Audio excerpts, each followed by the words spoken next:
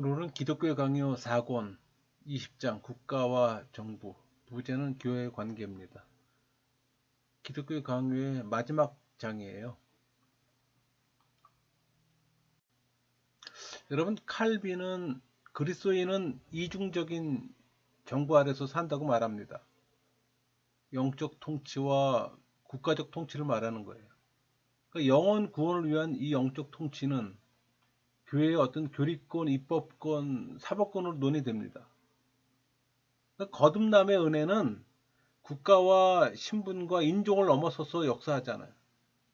그것은 오직 또 그리스도의 공로에 또 기인합니다. 우리 갈라디아 3장 28절 말씀처럼 너희는 유대인이나 헬라인이나 종이나 자유인이나 남자나 여자나 다 그리스도 예수 안에서 하나이니라. 그러니까 신앙인은 그리스도의 의로 맺어진 영적인 열매예요. 그러므로 그 관할이 그리스도의 영적인 왕국에 있어요. 또 영적인 통치는 신앙인을 그리스도 안에서 또 자유롭게 하고, 그러니까 신앙인은 그 다스림 아래서 죄의 종의 멍에는 벗어버리고 주님의 멍에를 메고 의의 종으로 살게 됩니다. 우리 마태복음 11장 28절에서 30절 말씀이 수고하고 무거운 짐진 자들아 다 내게로 오라 내가 너희를 쉬게 하리라. 나는 마음이 온유하고 겸손하니 나의 멍에를 메고 내게 배우라. 그리하면 너의 마음이 쉼을 얻으리니 이는 내 멍에는 쉽고 내 짐은 가벼움이라 하시니라. 새 사람으로 거듭난 신앙인은 자기 안에 그리스도가 사심으로 우리 갈라디아 2장 20절 말씀처럼 또 이제는 세상의 초등학문을 버리고 또 율법을 즐거워해요. 그러니까 세상의 초보에 속한 것을 버리고 영원한 것들을 추구합니다. 그래서 칼빈은 그리스도인의 자유에 관해서 칭의의 첨부물이라고 말했어요. 그러면서 세 가지 자유를 주장합니다. 그러니까 그리스도인의 자유 세 가지가, 그러니까 은혜와 믿음으로 칭의를 얻은 신앙인은 이 율법의 모든 요구와 고발로부터 자유롭다는 거예요. 그러니까 신앙인은 하나님의 뜻으로서 율법을 감사하고 또 기쁜 마음으로 지킬 수 있다는 뜻에서 자유를 말하는 거예요. 이 자유란 신앙인의 양심이 인간이 만들어낸 이 전통과 규례 등 이 무관심거리로부터 자유롭다는 걸 말하는 겁니다. 그러니까 우리에게는 이중 통치가 있어요. 그 영적 통치는 영혼과 영성이라면 이 국가 통치는 시민 생활과 정의와 외적 도덕성만을 다루는 통치로 서로 밀접합니다. 그러니까 하나님이 인류에게 국가 제도를 주신 이유를 알면 알수록 인류에 대한 하나님의 사람이 얼마나 큰지 알게 될 뿐 아니라 우리의 경건에도 불이 붙고 하나님에 대한 감사가 충만해질 겁니다. 그러니까 영적 통치와 국가 통치는 이 성질이 전혀 다르기 때문에 혼동하면 안 돼요. 어떤 자들은 미련하게 복음이 주는 이 자유는 세상의 집권자들이 방해한다고 생각합니다. 그러니까 그들은 국가가 없는 세상을 꿈꿔요. 그러나 그것은 이 세상에서 몸없는 영혼을 꿈꾸며 현세 없는 내세를 그리는 것과 같아요. 여러분, 몸은 현세에 공존해요. 영혼은 내세를 소망해요. 그러니까 그리스도 왕국과 세상 나라는 공존하잖아요. 성질이 다른 그리스도의 왕국과 세상 나라는 서로 완벽하게 공존합니다. 그러니까 몸으로는 세상의 제도, 권세에 묶여있는 신자라도 영으로는 그리스도가 주는 자유를 완전히 누릴 수가 있어요. 그래서 사도 바울은 세상에서는 여전히 종의 처지에 있는 신자들에게 다시는 종의 멍에를 매지 말라고 명령합니다. 다시 말하면 두 영역의 통치는 서로 반대하고 대적하는 것이 아니라 서로 협조해요. 그러니까 영적 통치는 지상에 있는 우리 안에 이미 하늘나라가 시작되게 만들어줘요.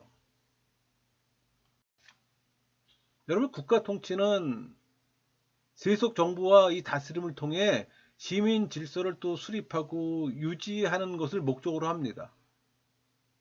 그러니까 그것은 또 신앙인들의 어떤 경건한 삶에도 무관하지 않아요. 그러니까 국가 통치는 하나님께 대한 예배를 존중하고 보호합니다. 또 건전한 교리와 교회의 지위를 지켜주며 또 우리를 또 사회생활에 적응케 해주고, 그러니까 우리 행위가 사회 정의에 맞도록 이끌어주고 우리가 서로 화해하고 또 평화를 유지하며 정리시키게 해주는 겁니다. 그러니까 정부의 역할은 단지 뭐 의식주를 채우고 문화적이며 사회적 삶을 고양시키는 데 국한되지 않아요. 정부는 그 자체가 일반 은총의 선물이에요. 통치자, 법, 국민 세 요소로 또 이루어집니다. 사람은 또 사회적 본성을 공유하잖아요. 사회생활에 요구되는 성실과 공평에 대한 관념이 또 모든 사람에게 있잖아요. 그러니까 사람들의 마음에는 법과 사회 질서의 씨앗이 심겨져 있어요. 그러니까 사람들이 국가를 이루고 이 시민법을 통해 이 통치자와 피통치자의 질서를 세워가는 것은 하나님의 또 일반 은총에 속합니다. 그러니까 하나님의 주권적 섭리는 창조와 구속 경륜뿐만 아니라 인류의 사회적 삶에도 영향을 미칩니다. 하나님의 방식으로 다스리지 않는 건 하나 더 없잖아요. 그래서 어떤 자는 이 국가 통치에 도움이 전혀 필요 없는 교회만이 통치하는 완벽한 사회를 또 주장합니다. 하지만 그럴 수 없잖아요. 하나님은 우리를 이 세상의 나그네라고 부르지 않으셨을 겁니다.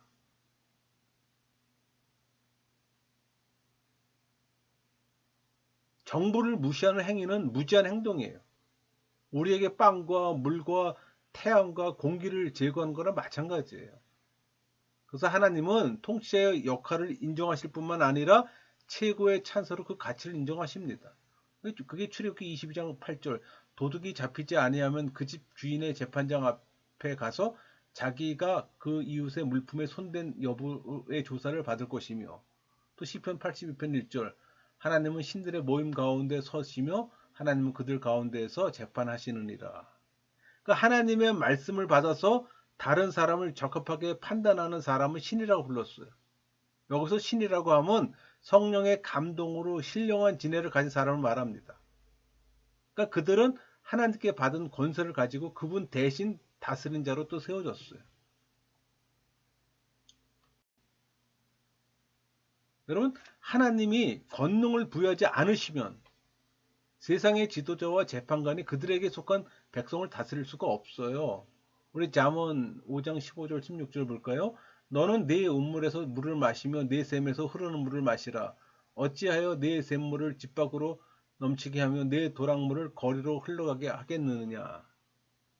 그러니까 교회에 부여된 이 다스린 은사도 이런 국가 통치의 원리를 간접적으로 보여줍니다. 잠언 로마서 12장 8절 혹 위로하는 자면 위로하는 일로 구제하는 자는 성실함으로 다스리는 자는 부지런함으로 궁유를 베푼 자는 즐거움으로 할 것이니라.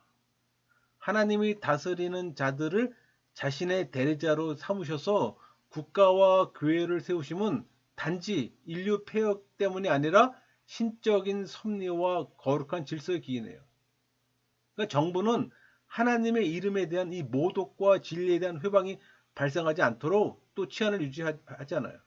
또 시민의 재산을 보호하고 또 인간 상호 간에 또 선한 교제를 가능케 하잖아요. 또 정직과 겸양의 또 덕을 간혹 보존시키기도 합니다. 여러분, 국가의 권세는 하나님 앞에서 거룩하고 합법적일 뿐만 아니라 어떤 유한한 인생 삶 전체에서 영예롭다는 걸 또 인정하세요. 그 그리스도인들이 종교 생활을 할 수 있도록 해주잖아요. 또 사회의 인간성이 보존되도록 해야 하는 겁니다. 물론 뭐 정부가 어떤 예배나 경건에 대해 멋대로 법을 제정할 수는 없어요. 하지만 하나님의 율법에 포함된 참 신앙을 노골적으로 그리고 공개적으로 모독하는 자에게는 반드시 또 벌을 줘야 합니다. 그러니까 정부는 집권자와 법과 국민으로 구성되는데 또 집권자는 하나님의 대리자예요. 그러니까 사도 바울은 모든 권세가 다 하나님에게서 나온다고 말했잖아요. 따라서 정권은 하나의 소명이며 또 하나님 앞에서 거룩하고 합당할 뿐 아니라 인간의 모든 생활에서 어느 소명보다도 또 신성하고 훨씬 또 더 영예로워요. 그러므로 이 무정부 상태를 주장하는 건 어리석은 일입니다. 우리 디모데전서 2장 2절 인건들과 높은 지위에 있는 모든 사람을 위하여 하라. 이는 우리가 모든 경건과 단정함으로 고요하고 평안한 생활을 하려 함이라. 사도 바울은 왕들을 위해 기도하라고 교회에게 부탁했어요. 또 이는 우리가 모든 경건과 단정함으로 또 고요하고 또 평안한 생활을 또 하려 함이라고 또 말합니다. 여러분, 집권자들은 자신이 하나님의 대리자라는 사실을 알고 또 책임감 있게 행동해야 합니다. 사실 왕은 백성의 양부가 되고 왕비는 또 유모가 됩니다. 여기 이사야 49장 23절, 왕들은 내 양부가 되며 왕비들은 내 유모가 될 것이며. 여러분들은 여러분의 리더를, 그런 사람들을 뽑습니까? 그런 사람을 뽑아야 되는 겁니다. 그러니까 통치자는 하나님을 경외하며 그 아들에게 입맞출 겁니다. 시편 2편 12절, 그의 아들에게 입맞추라. 그러니까 성도는 경건한 생활과 평안을 위해서 그들을 위해 기도해야 합니다. 디모데전서 우리 2장 2절 보면은 임금들과 높은 지위에 있는 모든 사람을 위하여 하라, 이렇게 증거하잖아요. 그러니까 성도가 집권자와 재판관을 위해 기도해야 하면 그들의 통치권이 하나님으로부터 나오고 하나님께 돌아가야 함을 확신하기 때문이에요. 그러니까 집권자는 여호와의 힘을 인해 기뻐하며 그분의 인자함으로 말미암아 흔들지 않아야 합니다. 우리 시편 21편 1절하고 7절 볼까요? 여호와여, 왕의 주의 힘으로 말미암아 기뻐하며 지존하신 이 인자함으로 흔들리지 아니하리이다.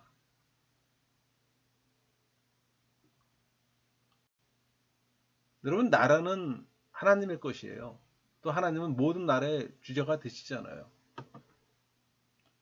우리 그 시편 22편 28절, 나란 여호와의 것이요 여호와는 모든 나라의 주제심이로다. 그러니까 하나님은 정의를 사랑하고 악을 미워하는 왕에게 즐거움의 기쁨을 또 부으세요. 우리 45장 시편 45편 7절 말씀처럼 왕의 하나님이 즐거움의 기름을 왕에게 부어 왕의 동료보다 뛰어나게 하셨나이다. 왕의 선정은 주의 판단력과 주의 공의로, 주의 기한 일과 주의 성실로, 주의 권능의 귀에 또 기인하는 겁니다. 우리 시편 72편 1절 말씀처럼 하나님이여 주의 판단력을 왕에게 주시고 주의 공의를 왕의 아들에게 주소서. 오직 주께서 왕인을 견고케 하사 왕인을 빛나게 하세요. 시편 132편 18절, 내가 그의 원수에게는 수치를 옷 입히고 그에게는 왕관이 빛나게 하리라 하셨도다. 여러분, 왕국이 타락한 건 쉬워요. 정치가 소수인의 당파로 타락하는 건 더 쉬워요. 또 민중의 지배가 난동으로 타락하는 것보다 훨씬 더 쉽습니다. 칼빈은 이 귀족 정치와 민주 정치가 결합된 제도가 다른 형태보다 훨씬 낫다고 생각했어요. 임금 한 사람보다는 여러 사람이 전국을 운영하는 것이 더 안전하고 좀 더 견딜만 하기 때문에. 그러니까 자유를 적절한 절제로서 조절하고 견고한 기초에 바르게 확립하는 이 정치 제도가 가장 좋습니다. 여러분, 집권자는 자유의 수호자라는 사실을 명심해야 합니다. 하나님은 세상 여러 나라의 여러 종류의 정부 형태를 주셔서 각각 다스리게 하셨잖아요. 이 집권자들은 율법의 두 돌판 모두의 책임을 져야 합니다. 하나님을 경외하는 일과 공평과 정의를 행하는 모두에 대해 책임지는 거예요. 집권자는 나라 안에 하나님을 경외하는 순수한 종교가 융성하도록 노력해야 하며 하나님의 영광을 보호하며 높이는 데 힘써야 하는 겁니다. 여러분의 집권자는 그런 사람입니까? 여러분, 통치자는 하나님의 의를 실현하는 일꾼, 하나님의 진리를 입으로 선포하는 기관, 하나님의 행적을 기록하는 손이에요. 그러므로 통치자는 하나님의 섭리하심, 보호하심, 선하심, 인자하심, 의로우심을 드러내는 형상이 되어야 하는 겁니다. 그러니까 통치자는 하나님의 종이며 하나님의 대사직을 수행하는 자예요. 그러므로 부지런하고 삼갈 것이며 모든 판단을 하나님께 돌려야 하는 거예요. 그런 통치자를 우리가 선출해야 되는 겁니다. 시편 82편 1절, 하나님은 신들의 모임 가운데 서시며 하나님은 그들 가운데에서 재판하시느니라. 그러니까 통치자는 하나님의 종이며 대사직을 수행하는 자라고 했잖아요. 근데 여러분의 통치자는 어떤 사람입니까? 여러분, 모든 권세는 하나님으로부터 온다고 말했어요. 그렇다면 왕이 치려는 것도 그분의 섭리에 따른 겁니다. 잠언 8장 15절, 나로 말미암아 왕들이 치리하며 방백들이 공의를 세우며. 하나님은 국가를 세우실 때 그 통치자도 정하세요. 여러분, 통치자를 우리가 투표를 뽑을 때 적어도 그리스도인들은 세상 그 정치 프레임에 빠져서는 안 되는 거예요. 철저하게 하나님의 의를 실현의 일꾼을 뽑아야 되는 겁니다. 근데 상당수의 많은 사람들은 정치 프레임에 빠져서 진보 보수 프레임에 빠지잖아요. 하나님하고 전혀 상관이 없는 사람들을 선출하잖아요. 왜 그럴까요?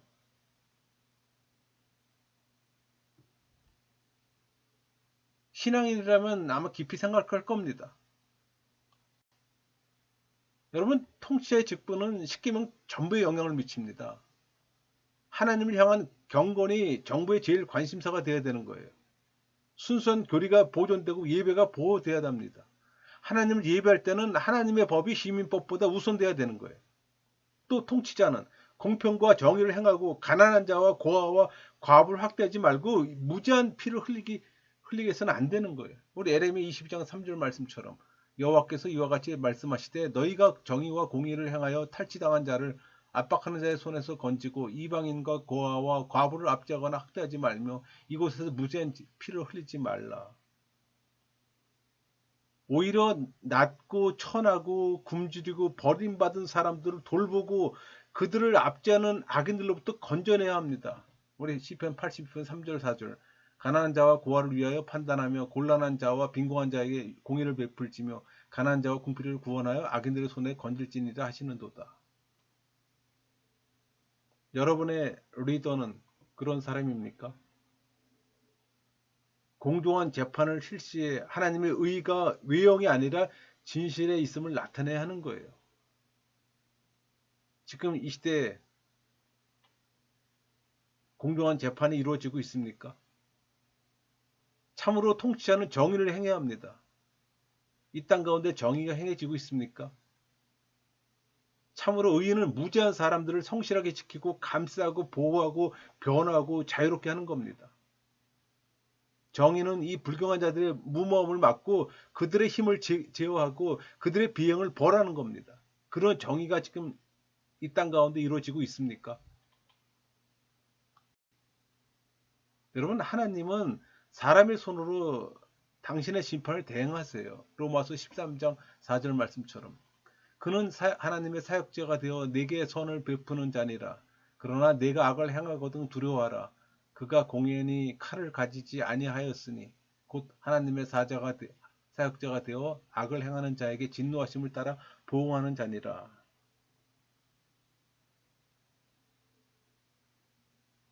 악인을 의롭다 여기는 자는 여호와를 기쁘시게 할 수가 없어요.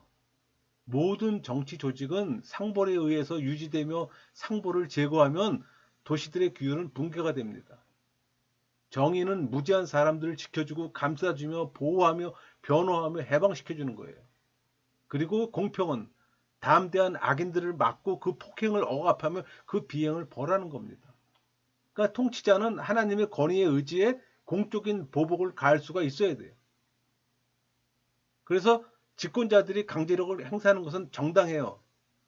그 강제력이 하나님의 공평한 판단을 대리하는 것이라면 그것은 오히려 칭찬을 받을 만한 일이며 경건하죠. 여러분, 폭력과 심판은 다릅니다. 마땅히 심판해야 할 때 그렇게 하지 못하는 것이 죄이고 직무유기예요. 물론 관용도 필요해요.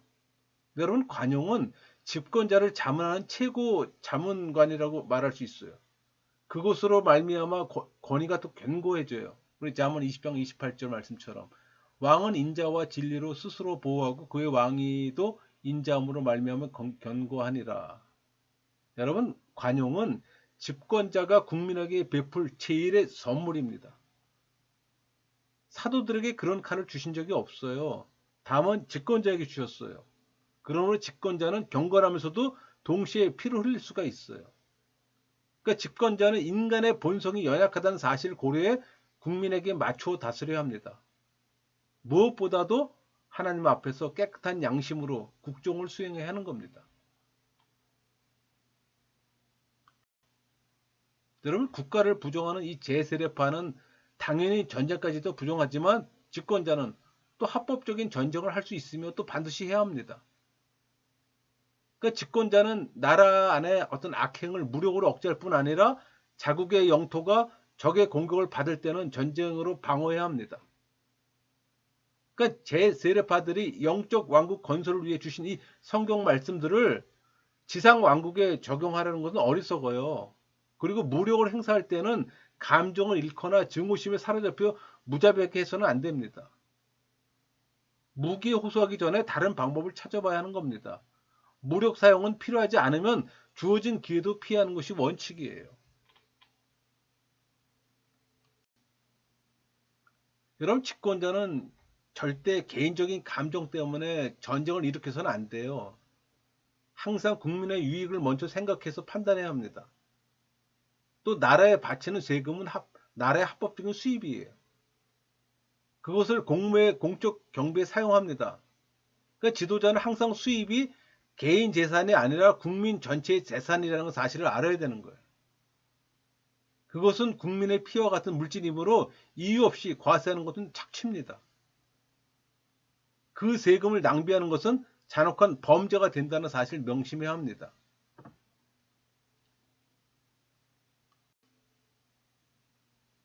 여러분, 시민국가에 있어서 이 위정자 곁에는 법이 있잖아요. 법은 또 국가의 가장 견고한 힘줄이면 또 영혼입니다.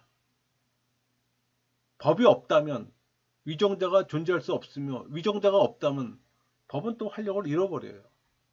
그래서 법은 무언의 통치자요, 통치자는 살아있는 법이에요. 그래서 이 법을 논의함에 있어서 일반 시민 국가의 어떤 정치와 기독교 국가의 정치를 구별해 다룰 필요가 있어요. 여러분, 기독교 국가는 율법으로 다스려집니다.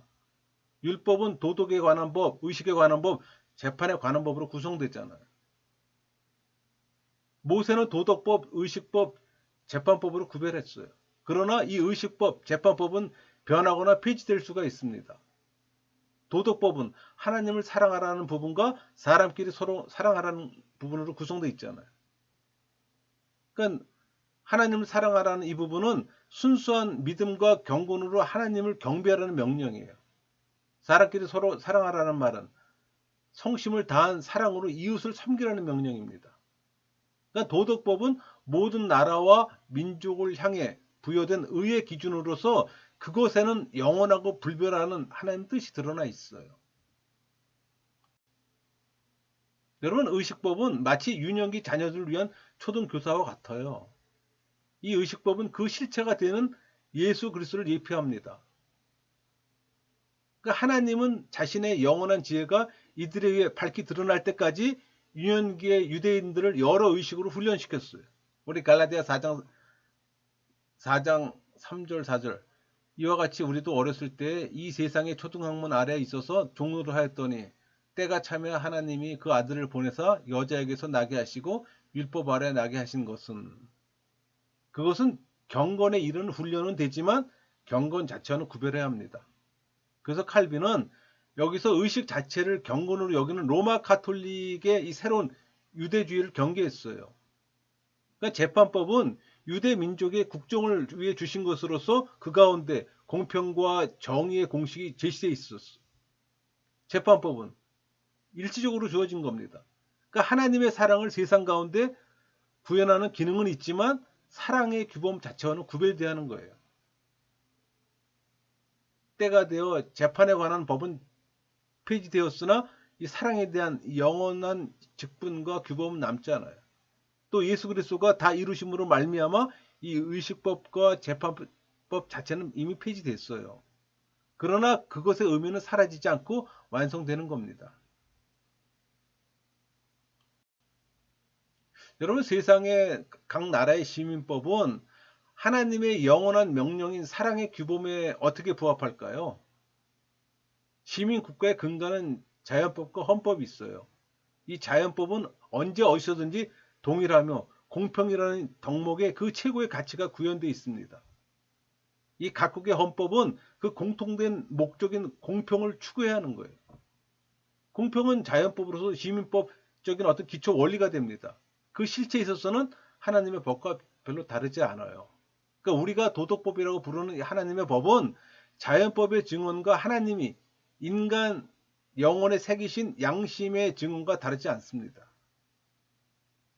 그러니까 이 도덕법 전체 공평의 원칙이 그 자체로 규정되어 있어요. 그러므로 오직 공평만이 모든 법의 목표와 기준과 한계가 되어야 하는 겁니다. 여러분, 이 각 나라의 시민법이 이런 기준에 따라 수립되고 시행된다면 오히려 건정할 만한 일이죠. 왜냐하면 실정법은 시대와 환경과 어떤 여건을 무시하고 제정될 수 없기 때문이에요. 하나님이 유대 민족에게 맞추셔서 법을 주셨으나 그 본질은 불변했던 걸 우리는 기억해야 합니다. 그렇다면 그리스도인들은 세상 재판의 법적인 판단을 맡을 수 있을까요?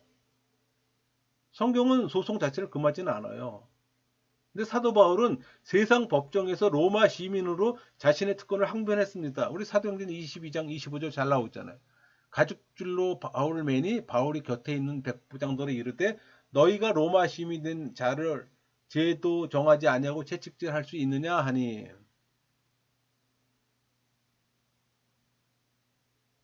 그의 불의한 재판장을 기피하고 가이사의 법정에 호소했어요. 그게 사도행전 20장 25장 10절 11절 말씀이 있잖아요. 바울이 이르되 내가 가이사 재판 앞에 섰으니 마땅히 거기서 신문을 받을 것이라.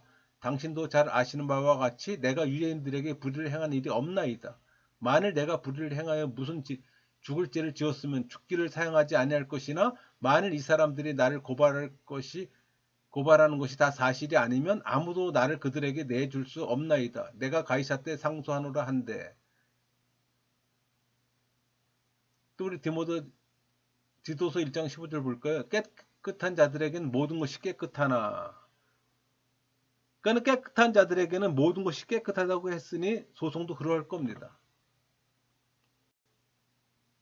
여러분, 사랑과 인애로 상대방에 대한 어떤 악의에 지배되기보다는 진실에 대한 어떤 열망을 가지고 재판관을 하나님의 대리인으로 여기며 세상 법정에 서는 것은 부당하지 않아요. 자신의 복수심을 제어하지 못하고 사적인 제재를 가하고자 궁리하는 것보다 기소해서 하나님의 대리인을 통해 판단을 받음으로 유익을 얻는 것이 더 현명합니다. 로마서 13장 4절 말씀처럼 그는 하나님의 사역자가 되어 내게 손을 베푸는 자니라. 그러나 내가 악을 행하거든 두려워하라. 그가 공인의 칼을 가지지 아니하였으니 곧 하나님의 사역자가 되어 악을 행하는 자에게 진노하심을 따라 보응하는 자니라. 여러분, 하나님 친히 복수하세요. 우리 로마서 12장 19절에 잘 표현되어 있잖아요. 원수가 없는 것이 내게 있다고. 많은 경우 사람의 손을 또 이용합니다. 그러므로 세상의 관원을 하나님의 사자로 여기지 않고 자신의 뜻을 관철시키는 도구 정도로 생각하는 사람에게는 소송이 합당치 않습니다.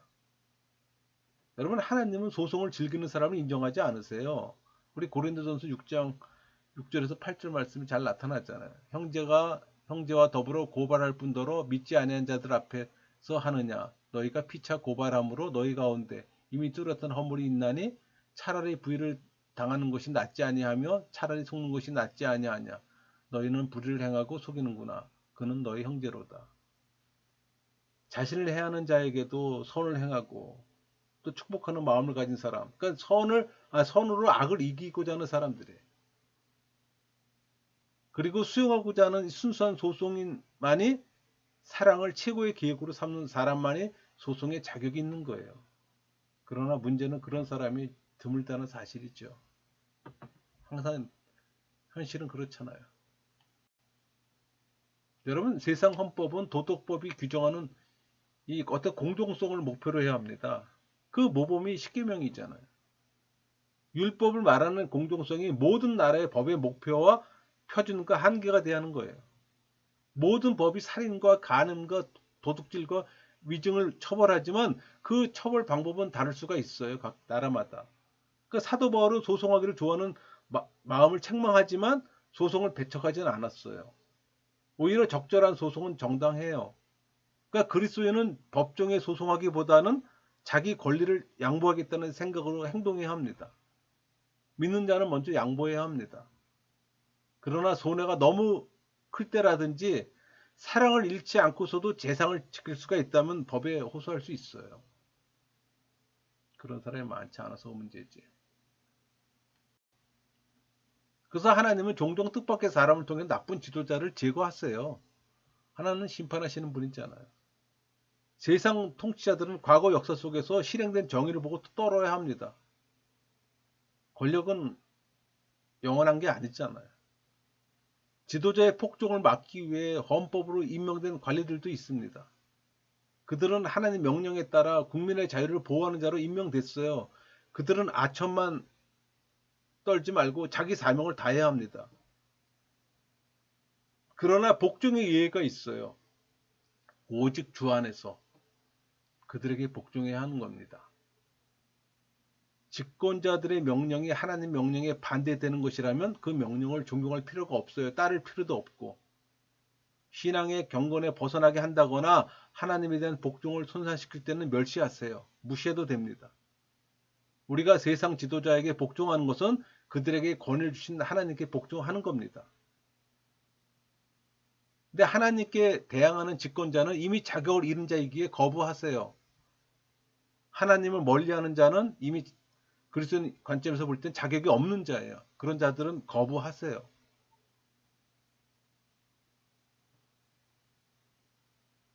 하나님이 인정하지 않는 집권자는 이미 자격이 없는 자이기에 거부하세요.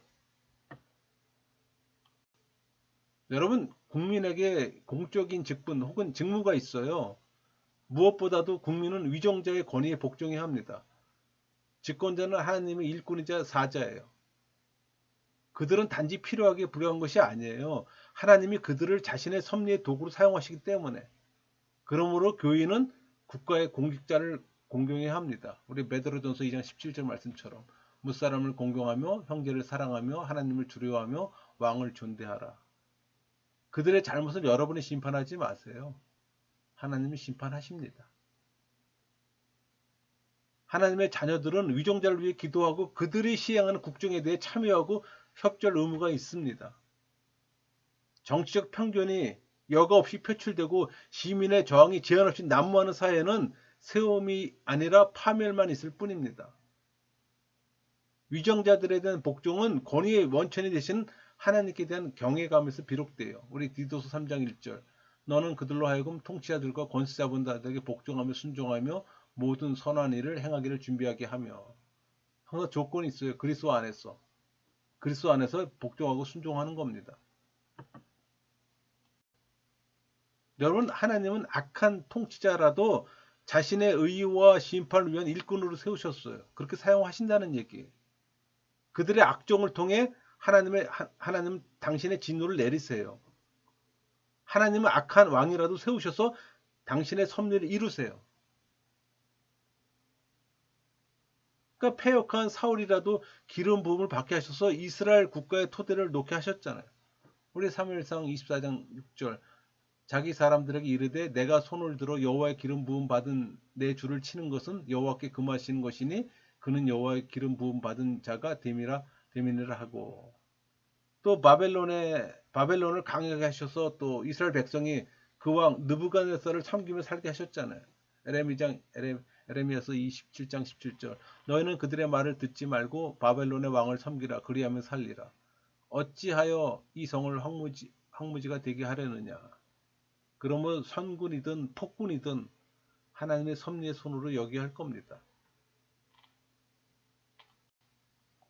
여러분 모든 권위가 하나님이 부여하신 소명에 있으므로 위정자가 하나님의 뜻을 거슬러 악정을 일삼는 경우에도 그 판단은 하나님께 맡겨야 합니다. 각자는 타인의 의무를 판단하기보다는 자신의 의무에 충실해야 합니다. 여러분 하나님이 지도자의 마음을 본물을 조절하시고 우리 잠언서 21장 1절 말씀처럼 왕의 마음이 여호와의 손에 있음이 마치 본물과 같아서 그가 임의로 인도하시느니라. 그의 패역을 하나님께서 직접 징계하실 겁니다. 하나님은 당신이 친히 택한 사자를 세우셔서 하나님의 백성을 압제하는 국가의 권위에 도전하게 또 하세요. 여러분, 교만한 왕들의 호를 꺾으시는 분이 하나님이잖아요.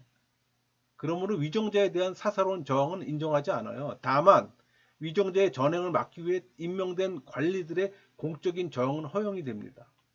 왜냐하면 그들 역시 동일한 목적을 위해 세워진 하나님의 일꾼으로 그렇게 해서 자신들의 의무에 충실해야 하기 때문에.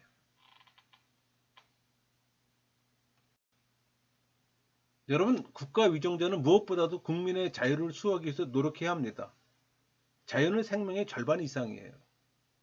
그러나 자유가 무지한 다수의 방종이 돼서는 안 됩니다. 가장 바람직한 정부 형태는 자유와 함께 절제를 추구하는 정치 제도에서 비롯되는 거예요. 왕국이 전제 정치로 타락하는 건 쉬워요. 가장 뛰어난 사람들이 소수의 당파로 타락하는 건 더 쉽습니다. 민중의 지배가 소요에 빠진 건 가장 쉬워요. 그러니까 하나님은 구약 백성에게 민주정치에 가까운 귀족정치를 명령하셨잖아요. 궁극적으로 바람직한 통치는 하나님의 뜻에서만 구할 수가 있어요. 그러니까 시민의 저항은 위정자들이 하나님의 소명을 수행하는 자의 본문을 망각하고 그분의 뜻에 불순종할 때만 정당화됩니다. 우리 다니엘 6장 22절 23절 말씀처럼 나의 하나님이 이미 그의 천사를 보내어 사자들 입을 봉하셨으므로 사자들이 나를 상의하지 못하였사오니 이는 나의 무죄함이 그 앞에 명백함이 오며 또 왕이여 나는 왕에게도 해를 끼치지 아니하였나이다 하니라. 왕이 심히 기뻐서 명하여 다니엘을 굴에서 올리라 하매 그들이 다니엘을 굴에서 올린즉 그의 몸이 조금도 상하지 아니하였으니 이는 그가 자기의 하나님을 믿음이었더라. 하나님을 대적하는 위정자는 이미 자신의 고유한 직분을 포기한 거나 다름없어요. 그런 위정자에게 복종하는 것은 오히려 책망받을 일입니다. 호세아 5장 13절 에브라임이 자기 병을 깨달으며 유다가 자기 상처를 깨달았고 에브라임은 아수르로 가서 아레방에게 사람을 보내었으나 그가 능히 너희를 고치지 못하겠고 너희 상처를 낫게 하지 못하리라. 양의 탈을 쓴 늑대 있잖아요. 그런 지도자들 많잖아요. 그런 위정자에게 복종하는 것은 오히려 하나님께 책망받을 일이라는 겁니다. 우리 호세아 5장 13절 말씀처럼 분별력이 있어야 되는 거예요. 우리가 위정자 국가 통치자를 복종하는 것도 분별력이 있어야 되는 거예요. 무지와 맹목으로 복종하려는 게 아니에요. 우리 고린도전서 7장 22절 주 안에서 부르심을 받은 자는 종이라도 주께 속한 자유인이요 또 그와 같이 자연으로 있을 때 부르심을 받은 자는 그리스도의 종이니라. 우리 사도행전 23절 너희는 갑으로 사신 것이니 사람들이 종이 되지 말라. 사도행전 5장 29절 베드로와 사도들이 대답하여 이르되 사람보다 하나님께 순종하는 것이 마땅하니라. 국가의 신민은 만왕의 왕이신 성령의 세미한 음성에 먼저 귀 기울여야 합니다.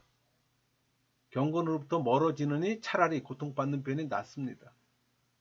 하나님이 우리를 그리스도의 갑으로 사셨으니 우리는 오직 그리스도의 종이 되어야 합니다. 오직 그분께만 순종해야 합니다. 하나님께 찬송을. 이렇게 해서 우리가 찬송으로 기독교 강의는 끝이 납니다. 모든 일을 찬송으로 마침이 합당해요. 찬송은 우리를 지으신 하나님의 영원한 뜻이잖아요. 지금 찬송하는 사람은 영원히 찬송하게 되리라고 칼빈은 말합니다. 여러분, 교회는 복음이 전해지는 곳이에요. 복음은 복된 소식이잖아요. 복된 소식은 사람들을 행복하게 해요. 행복한 사람도 찬송합니다. 영원히 오직 하나님께만 영광을 올리는 거예요. 한국교회가 복음에 튼튼히 뿌리 내리고 이 기초 위에 개혁과 부흥의 열매를 맺도록 기도해야 합니다. 우리 이렇게 해서 기독교 강요 4권을 다 마쳤습니다.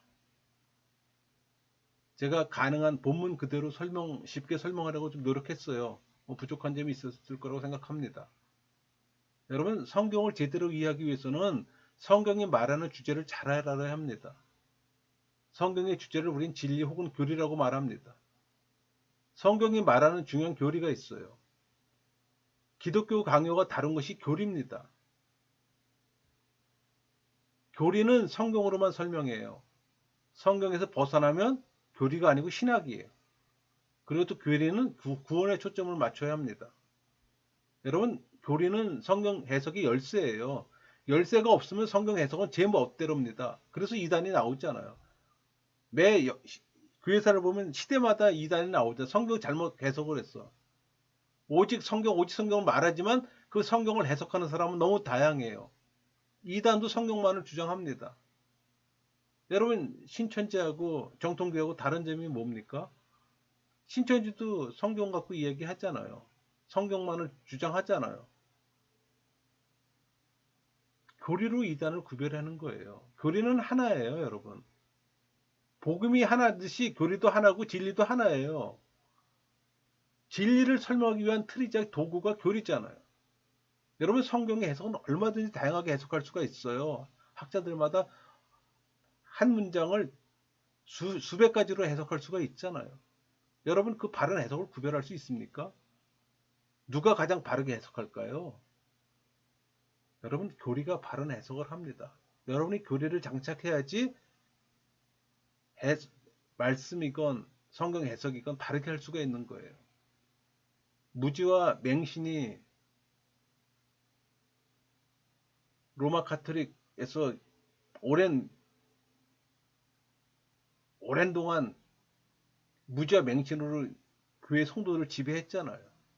그것에서 탈피가 나온 게 1517년 종교개혁입니다. 종교개혁 이후에 기독교 교리를 가장 바르게 정립해 놓은 게 기독교 강요예요. 그래서 성경 다음으로 읽히는 책이 기독교 강요입니다. 근데 여러분, 이런 기독교 강요를 안 읽고 신앙생활 할 수 있겠습니까? 하셔야 되잖아요. 어려워요. 그래서 저 같은 사람들이 좀 쉽게 풀고자 이런 시도를 하는 겁니다. 여러분들에게 좀 도움이 됐으면 좋겠네요. 마치겠습니다.